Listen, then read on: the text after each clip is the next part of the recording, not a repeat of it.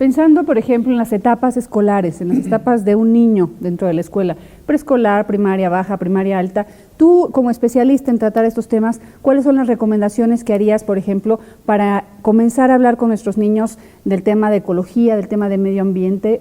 Pues mira, Marta, yo creo que es una cuestión de hacer las cosas con base en la experiencia.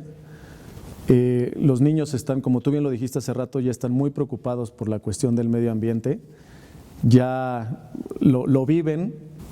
Yo creo que es también una parte de los niños tienen que saber la situación real, como lo platicábamos, no de manera dramática, pero sí real. Ya no, los niños ya son muy inteligentes, ¿no? Ya no se les pueden ocultar las cosas ni se les puede hablar como antes.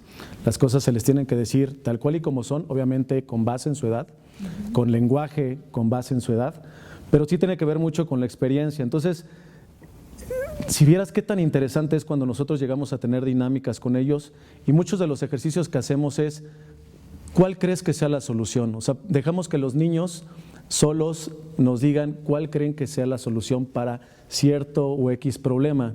Y si vieras qué respuestas tan padres nos pueden dar, y obviamente eso lo traspolamos a los diferentes niveles educativos, y entonces puedes hablar desde un niño que te habla de, no, mira, vamos a plantar miles de árboles de esta manera, hasta ya un niño de sexto grado que te dice, no, ya empieza a hablar hasta en cuestiones ya como más de política. Entonces, los niños creo que propiamente son los que tienen la solución. Simplemente es traspolar a través de las diferentes dinámicas, pero permitirlos que ellos mismos vayan diseñando o codiseñando con diferentes actores cuáles podrían ser las alternativas o soluciones a los temas. Un poco lo que decíamos en un principio, ¿no? Colocar al niño como un actor dentro de todo este escenario, ¿no? Efectivamente. Aquí, por ejemplo, existe la cadena alimenticia, existe el ciclo de la vida, el ciclo de carbono. ¿Cómo hace el profesor allá en la escuela para irle enseñando a un niño cómo es esto, cómo funciona, cuál es la importancia para el planeta en el ciclo de carbono, pues el efecto invernadero, en fin, cómo se van insertando estos temas? Yo creo que ahí la cuestión, como tú bien lo dices, más allá de un libro, de un texto, yo creo que la ejemplificación de las cosas es lo mejor que se puede hacer porque lo vivimos a diario. El efecto invernadero lo vivimos a diario, no hay necesidad realmente de tener un libro de texto, de tener un video, de tener una imagen. Aquí hay una cuestión que también debemos puntualizar. El efecto invernadero no es malo. El efecto invernadero es una cuestión, es un fenómeno propio de la naturaleza, precisamente para calentar la tierra de manera natural. Si no hubiera este efecto invernadero, pues estaríamos igual, pero pues las condiciones climatológicas no serían las idóneas. ¿Qué es lo que pasa realmente? Aquí no es la cuestión del efecto invernadero, es una cuestión del cambio climático.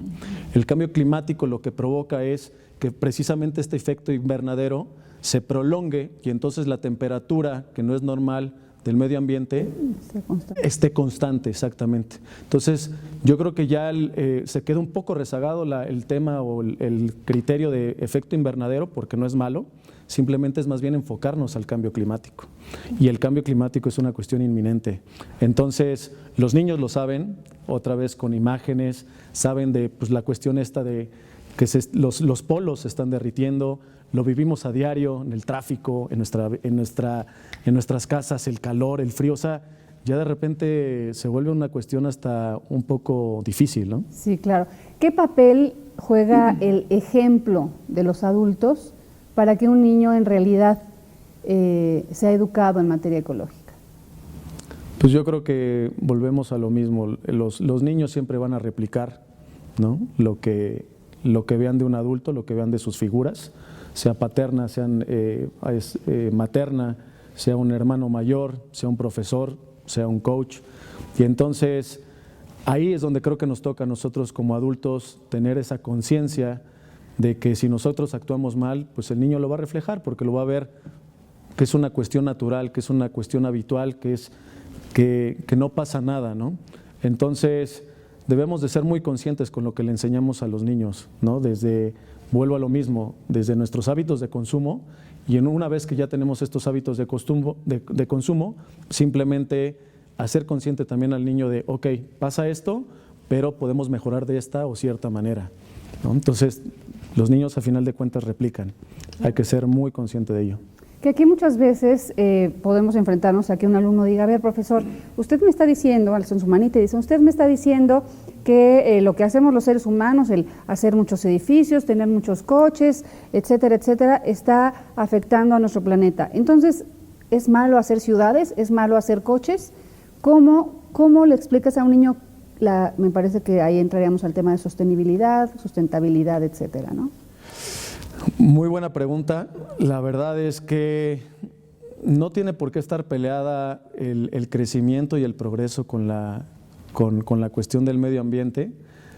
Para nosotros ya también la palabra sostenibilidad queda un poco rezagada, porque si nos vamos a la base de la palabra sostenibilidad, pues que sostiene, que mantiene.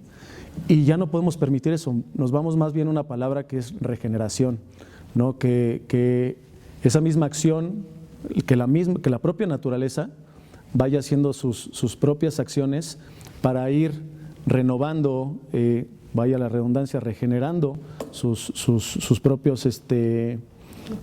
medios, sus propios recursos. Y creo que tiene que ver con esta relación también de ciudades.